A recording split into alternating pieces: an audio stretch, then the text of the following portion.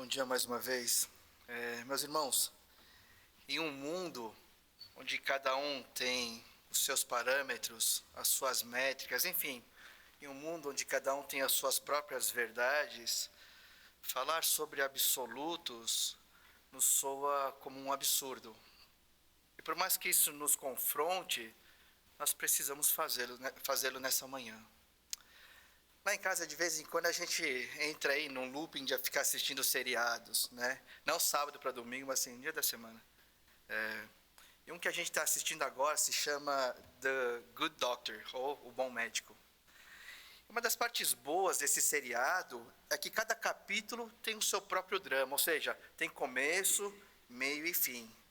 Não é nada parecido com os seriados coreanos, né? Que tem o mesmo drama prolongado por toda a temporada. Mas do que se trata esse seriado The Good Doctor? O cenário é um hospital. Mais especificamente, a sua equipe de cirurgia, e mais especificamente ainda, se trata do Dr. Sean Murphy, que é um residente e que está lutando por uma vaga na equipe de cirurgia desse hospital chamado São José, e que é autista. Mas o fato dele ser autista não atrapalha em quase nada o seu conhecimento e a sua capacidade de encontrar soluções rápidas em casos de emergência. Mas, diferentemente dos outros médicos, uma das métricas que o Dr. Sean usa no seu trato com os pacientes, no seu trato com seus colegas de trabalho no hospital, é a sinceridade. Sem filtros e sem devaneios, Dr. Sean distribui verdades difíceis de engolir por onde ele passa. E por vezes, e por mais que verdadeiras sejam as suas palavras sinceras, o bom médico, às vezes, ele causa mais estranhamento do que traz benefício. Principalmente quando ele diz a verdade em momentos fora de hora, em momentos cruciais. Isso sempre acontece quando você assiste a série, nas tentativas cruciais de tentar acalmar os pacientes e os familiares dos riscos reais e imprevisíveis das cirurgias de alto risco. Tá, mas por que você está falando sobre isso? Então, porque além da idade, que me tirou um pouco do filtro que eu ainda tinha, né, então me perdoem pelas palavras difíceis essa manhã, de todos os parâmetros e de todas as métricas que existem, a sinceridade tem sido usada de maneira indiscriminada, eu diria até deturpada. E talvez seja essa a mensagem real e subliminar que esse seriado quer nos passar. Ser sincero, ou ainda, como dizem por aí, fazer as coisas de todo o coração, ou com sinceridade no coração, tem sido a justificativa de muitos para fazer e falar o que desejam e do jeito que desejam, sem sentir culpa ou serem repreendidos. Mas será que é assim mesmo? Será que o que realmente importa é fazer as coisas com sinceridade no coração? E quando nós lidamos com o Senhor, fazer as coisas com todo o coração basta? Como se o coração do homem fosse a fonte suprema da sinceridade? O texto que nós vamos refletir hoje, que está em Levítico capítulo 10, verso 1 a 3, nos fala sobre isso. Então abra sua Bíblia aí, Levítico capítulo 10, versos 1 a 3. E assim diz a palavra do Senhor: Nadab e Abiú, filhos de Arão, tomaram cada um o seu incensário, puseram fogo dentro deles e sobre o fogo colocaram incenso. E trouxeram fogo estranho diante da face do Senhor, algo que ele não havia ordenado. Então saiu fogo de diante do Senhor e os consumiu, e morreram diante do Senhor.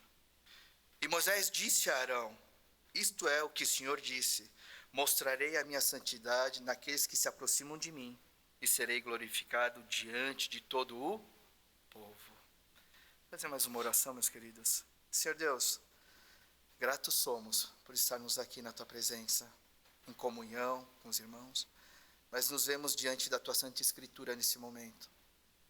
Nós queremos dizer, ó Deus, que precisamos, confessar que precisamos da tua ajuda, que não somos suficientes. E Deus, ao considerarmos aquilo que o Senhor nos diz através de Levítico, dessa passagem, que o Senhor possa falar aos nossos corações, transformar o nosso viver. Que a gente possa, assim, viver como um povo separado, destacado, para a sua honra e glória. Fala conosco, é o que nós te pedimos e oramos, em nome de Cristo Jesus. Amém. Só para a gente contextualizar o livro de Levítico, literalmente, no latim, Levíticos significa sobre os levitas. Mas quem são esses levitas? Eles são os descendentes da tribo de Levi, tribo que o Senhor resgatou, tribo que o Senhor tomou para si no lugar de todos os primogênitos do povo de Israel. E de onde eram separados, era dessa tribo que eram separados os sacerdotes que iriam servir a Deus no meio do povo. Os levitas, eles eram responsáveis pela manutenção ali das instalações do tabernáculo, ou seja, da tenda do encontro lá no deserto. Eles eram responsáveis pelas práticas litúrgicas, ou seja, pelas ofertas e pelos sacrifícios. Mas os levitas, eles eram responsáveis principalmente em promover um viver santo. É por isso que ao longo do livro de Levítico nós encontramos diversas exigências que Deus faz acerca do seu relacionamento com esse povo recém-saído da escravidão do Egito e que agora está ali no deserto. Exigências quanto às ofertas, quanto à lei. Encontramos ali também as regras sobre a consagração e o sustento dos sacerdotes. A cena que nós acabamos de ler, ela acontece em meio a essas instruções que Deus está dando ao seu povo através de Moisés. E num contexto mais específico ainda, diminuindo, afunilando o contexto, a cena da morte trágica dos filhos de Arão acontece logo após a oficialização, a consagração da família de Arão como sacerdotes diante do Senhor. E para a gente entender o capítulo 10, a gente tem que voltar um capítulo, no capítulo 9. No capítulo 9 nós temos a descrição do primeiro sacrifício que Arão realizou pelo povo e por si mesmo, depois de ele ter sido consagrado sacerdote. E foi um sacrifício enorme, envolvendo ali muitos animais. Bezerros, carneiros, cordeiros, bois, ofertas e holocaustos, tanto pelo pecado, como também como uma oferta pacífica a Deus. Queria fazer um parênteses aqui. É claro que em nossos tempos, esses tempos em que nós vivemos, é difícil a gente imaginar tudo isso acontecendo, né? Animais mugindo, animais ali ruminando, barulho de cascos intensos, querendo fugir da morte, o sangue respingando em diversos lugares, um altar coberto com os pedaços desses animais recém-imolados, ver os sacerdotes, aqueles que servem ao Senhor, cobertos com o sangue dos bois, dos cordeiros e dos carneiros. Se você tiver curiosidade, assista um vídeo, né? Se você procurar no YouTube, tem, infelizmente foram os coreanos que fizeram. Uma igreja teve a brilhante ideia de fazer o seguinte: vamos oferecer um sacrifício aos moldes do Antigo Testamento. E eles pegaram ali uma piscina vazia, o pastor, eu imagino, está com as vestes sacerdotais, tem um animal preso pelo pescoço. E a cena é um caos só. Porque eles não sabem como fazer, o animal sabe o que vai acontecer, então o animal começa a espernear. E é uma lambança, é um sangue espirrando para todo lado. É um negócio terrível de assistir. E só da gente imaginar a cena, ela é cruel. E ela é terrível, sim. Essa cena do sacrifício dos animais, ela é cruel, ela é muito terrível, sim. Mas ela não representa de jeito nenhum a sangue ou a sede que Deus tem por sangue. Tudo isso que acontece nessa cena aponta para algo que está por vir. Toda essa cena é uma sombra do que irá acontecer quando o Cordeiro verdadeiro for sacrificado. Então, A cena, ela foi programada para ser cruel e terrível mesmo. Porque aquilo que estava sendo purificado pelo sangue, o pecado, de fato é cruel e terrível. Fecha parênteses. Voltando aí ao contexto de Levítico, a palavra diz então que quando as ofertas em favor do povo, em favor dos sacerdotes, foram colocadas sobre o altar, a primeira coisa que Moisés e Arão fazem, quando eles que guiam o povo, eles levantam as suas mãos e abençoam todo o povo. E em seguida os dois entram na tenda do encontro, no tabernáculo. E a palavra diz, quando eles saíram de lá, eis que saiu um fogo diante do Senhor e consumiu toda a oferta sobre o altar. E o povo de Deus, ao testemunhar tudo isso, deu gritos de alegria e se prostrou em terra diante de Deus, como está escrito nos versos 22 ao 24 desse capítulo 9. Então nós chegamos aí no trecho que nós lemos, capítulo 10. Depois que o fogo, vindo da parte do Senhor, consumiu toda a oferta, esse altar, ele permaneceu aceso. As brasas desse altar permaneceram vivas. Porém, como a palavra diz, Nadab e Abiú, filhos do sumo sacerdote Arão, que tinham acabado de ser consagrados sacerdotes ao lado do seu pai, eles pegaram seus incensários, que eram pequenas panelas, assim, com cabos compridos. Eles puseram fogo, ou eles puseram brasas de outro lugar, não do altar que o Senhor havia acabado de acender. E sobre esse fogo, sobre essas brasas, eles colocaram incenso para adorar ao Senhor. Então, com os incensários em mãos, eles se apresentam diante do Senhor. E a palavra faz questão de nos dizer, no texto que lemos, que era algo que Deus não havia ordenado. Isso quer dizer que o que está acontecendo nessa cena, ela é muito diferente daquilo que o Senhor mesmo ordenou em Êxodo capítulo 30. O que diz Êxodo capítulo 30? Que Arão deveria 2 vezes por dia acender um incenso aromático diante do Senhor, como simbolizando ou representando as orações do povo e uma adoração contínua a Deus. Essas ações de Nadab e Abiú, filhos do sumo sacerdote, aqui, não faziam parte de nenhuma exigência ou de alguma especificação por parte de Deus. E não sendo ali alguma exigência, alguma obrigação imposta por Deus, é fato que Nadab e Abiú apresentaram suas ofertas de incenso por livre e espontânea vontade, ou como a gente pode pensar, toda a sinceridade no coração. Porém, quando eles entram na tenda do encontro para adorar ao Senhor, o mesmo fogo que saiu diante do Senhor para queimar, para consumir as ofertas, saiu e fulminou os 2 filhos de Arão, e eles morreram diante do Senhor. E dá para piorar, e sempre dá para piorar.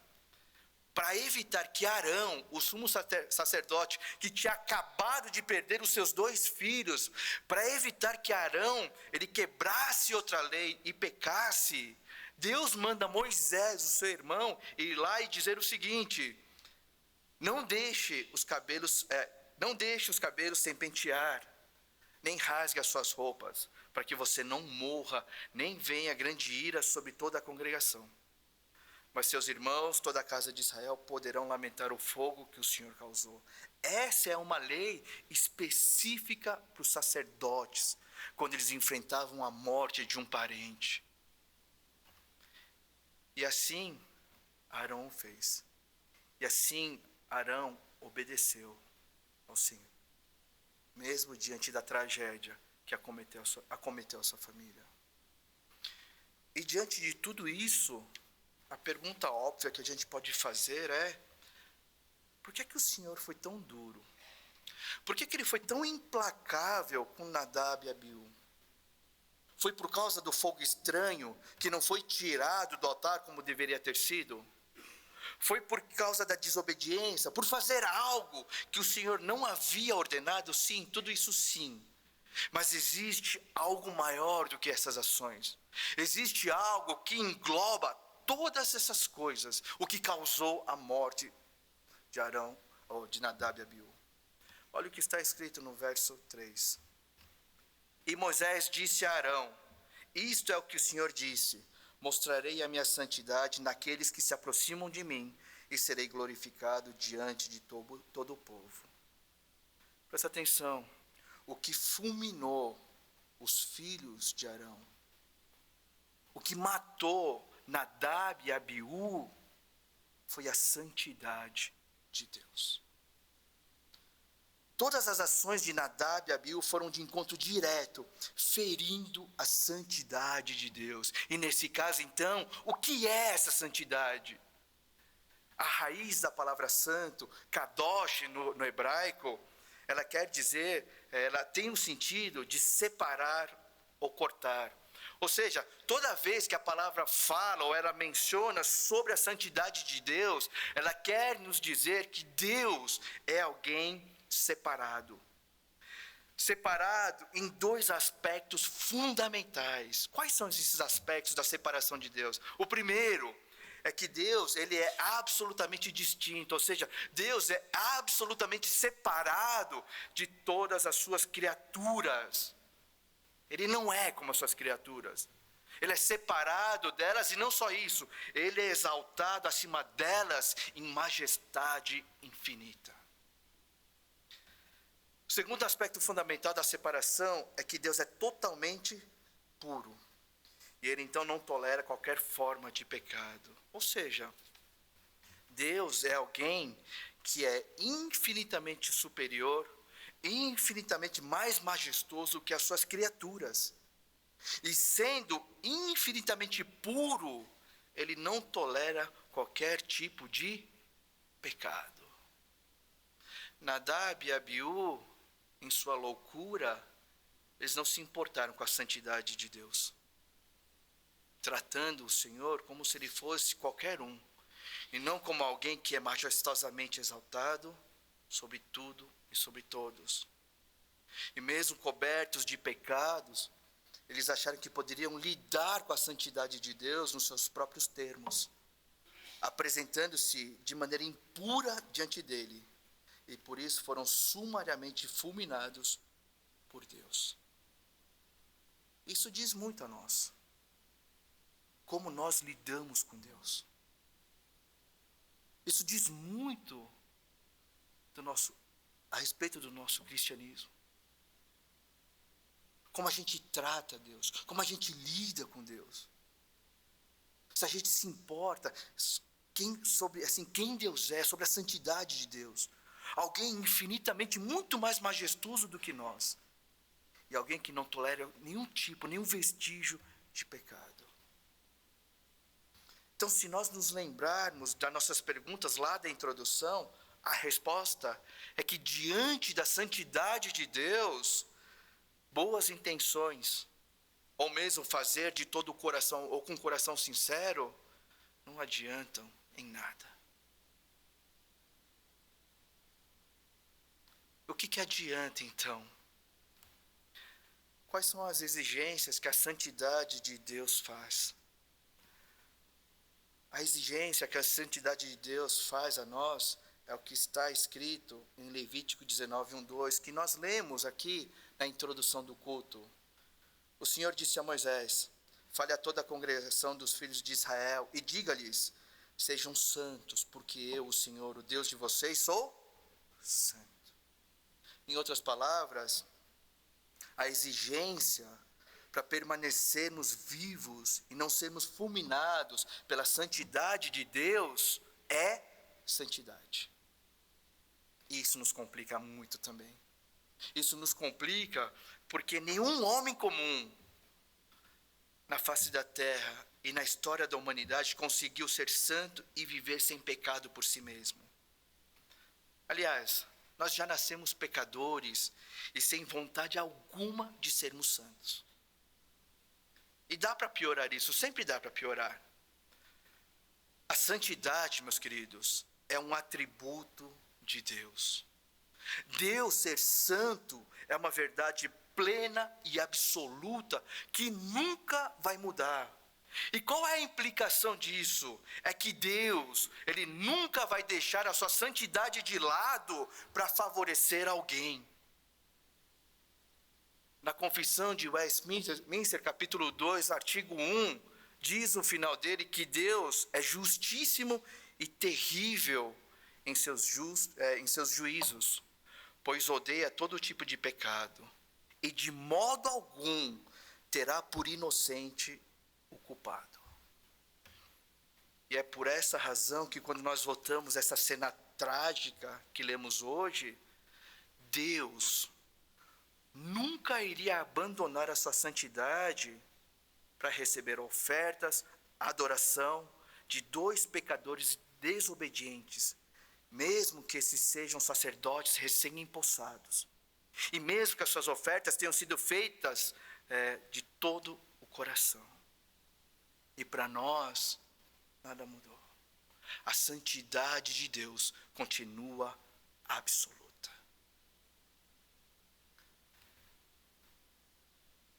Trazendo para perto de nós, já entrando na nossa reflexão, J.C. Ryle, ele escreve o seguinte no seu livro, Santidade, sem o qual ninguém verá ao Senhor. Se um homem não percebe a natureza perigosa da doença de sua alma, ou seja, o seu pecado, ninguém poderá admirar-se de que ele se contente com remédios falsos ou imperfeitos. A verdade, meus irmãos, é que se nós dessemos conta de que nossos pecados não são tolerados por Deus e que ainda por cima ferem a sua santidade, nós pararíamos de lidar com Deus nos nossos próprios termos, com os nossos próprios falsos e imperfeitos remédios. Você quer alguns exemplos de remédios falsos e imperfeitos diante da santidade de Deus? Vamos lá. Adorar com sinceridade por 20 minutos, depois de viver mergulhados em pecado. Cultuar de todo o coração ao Senhor por 1 hora, depois de uma semana inteira afastados de mãos dadas com deuses falsos. Servir a Deus em sua igreja no domingo, com todo esmero, sem antes ter servido aqueles que o cercam de perto no decorrer da semana. Aparecer em todos os eventos da igreja, com toda a dedicação e até com persistência, sem antes ter vivido, sem antes ter sido presente e persistente no dia a dia do seu cônjuge e dos seus filhos. Que é um remédio imperfeito e falso que nós tomamos aqui? Posamos de bons cristãos aqui na igreja e não passamos de religiosos que não conhecem a Cristo. Meus queridos, breves vislumbres de cristianismo não nos livram da santidade de Deus, mesmo que feitos de todo o coração e com toda a sinceridade. E talvez você esteja pensando com você mesmo, tentando se convencer, mas Elias, eu acho que isso que eu estou tomando está fazendo efeito, porque afinal eu estou vivo aqui, não estou sendo fulminado, nenhum raio caiu na minha cabeça.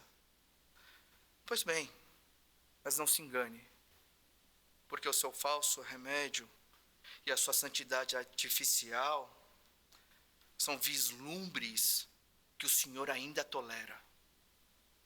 Mas um dia, quando a ira do Senhor atingir um nível divinamente estabelecido, a condenação virá.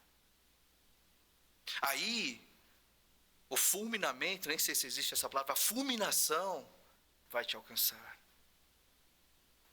Remédios falsos e imperfeitos nunca devem ser normatizados por nós. E por que isso? Porque o remédio é outro. Quando nós olhamos para Êxodo capítulo 3, Moisés ele é atraído por Deus através de uma sarça, um arbusto que pegava fogo, mas não queimava. Lembram dessa cena de Moisés no deserto? Então, eu sei que eu já falei isso algumas vezes aqui, mas eu queria repetir. Quando Moisés, ele vê essa cena tão inusitada, de ver uma planta, um arbusto, pegando fogo e não sendo consumido pelo fogo, por pura curiosidade, Moisés vai ver o que é isso. E quando ele está se aproximando, o Senhor faz um alerta, ele diz, não se aproxime, tire as sandálias dos pés, porque o lugar em que você está é terra santa, ou seja, a santidade do Senhor estava naquele lugar. E a nossa pergunta, quando a gente lê Êxodo capítulo 3, não é a que Moisés fez. Que coisa é essa? Um arbusto que está em chamas, mas não é consumido. Nossa pergunta não é essa. Sabe qual é a pergunta que nós deveríamos fazer diante dessa cena? Como é que Moisés, um pecador que havia assassinado um egípcio, não é fulminado pela santidade de Deus? E a resposta é o verso 2 de Êxodo 3. Ali o anjo do Senhor lhe apareceu, numa chama de fogo, no meio de uma sarça. A menção do anjo do Senhor, em letra maiúscula nas escrituras sagradas, na Bíblia, geralmente é para se referir a Jesus Cristo. Em outras palavras, Moisés só não foi consumido pela santidade de Deus, porque Cristo estava ali. Então, a única maneira de pecadores como nós não sermos consumidos pela santidade de Deus é Cristo Jesus. É a santidade de Cristo Jesus. Mas como é que isso funciona para nós? O que é isso? Então, lembram daquela cena cruel e terrível do sacrifício dos animais que nós falamos ali no parênteses, na introdução da pregação? O horror dessa cena, em Levítico, ela se repete de maneira ainda mais brutal. Não no deserto, não no tabernáculo, mas no Gólgota, no Calvário. Ali, soldados romanos, e não mais sacerdotes e levitas, imolaram e destruíram, destroçaram o Cordeiro de Deus numa cruz. Mas é na cruz, com derramar de seu precioso sangue, que Jesus nos reveste com a sua pureza e com a sua santidade. É ali na cruz que começa de fato o sejam santos, porque eu, Senhor, o Deus de vocês, sou santo. Para concluir, então, a santidade absoluta de Deus, ao mesmo tempo que é temível, e nós temos que ter plena consciência que a santidade de Deus é temível, porque Deus é um rei majestoso, infinitamente, gigantescamente, muito maior que nós. Ele não aceita, ele não tolera vestígios ou sombras de pecado. A santidade de Deus é algo temível para nós, mas ao mesmo tempo, a santidade absoluta de Deus é graciosa. Graciosa porque a santidade de Deus, sendo absoluta e plena, ela nunca vai mudar. Assim, como o único caminho para pecadores se aproximarem do Senhor, sem serem fulminados por Ele, também permanecerá o mesmo. É graça, porque nós não precisamos carregar o peso de buscar por outros remédios, falsos, imperfeitos, e nem fabricar a nossa própria santidade, se é que isso é possível. Aquilo que nós precisamos está consumado. Então, meus queridos, paremos de inventar a nossa própria santidade, nos entupindo com placebos espirituais, mas nos voltemos com arrependimento em primeiro lugar, e também com gratidão ao verdadeiro remédio, ao Cordeiro de Deus, a Cristo Jesus, que foi cruel e terrivelmente imolado mas ressuscitou em poder e que voltará em majestade e glória infinito. Que Deus os abençoe. Eu queria fazer uma oração com vocês.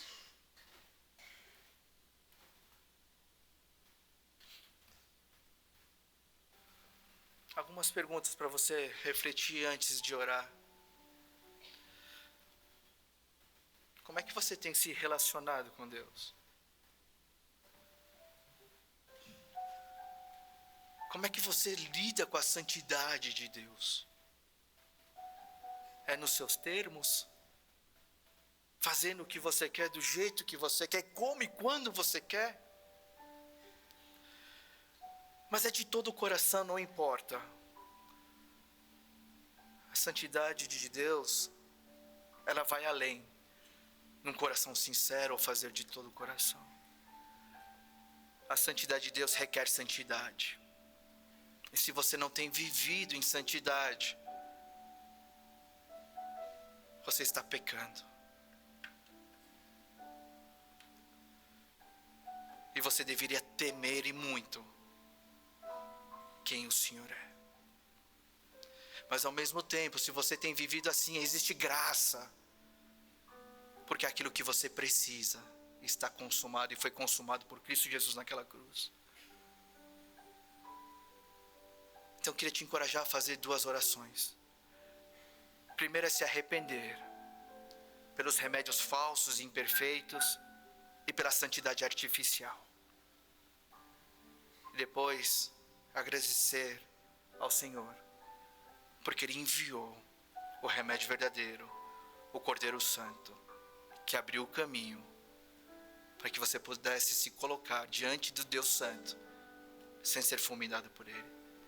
Vamos ter alguns instantes de oração e depois nós vamos cantar um louvor juntos.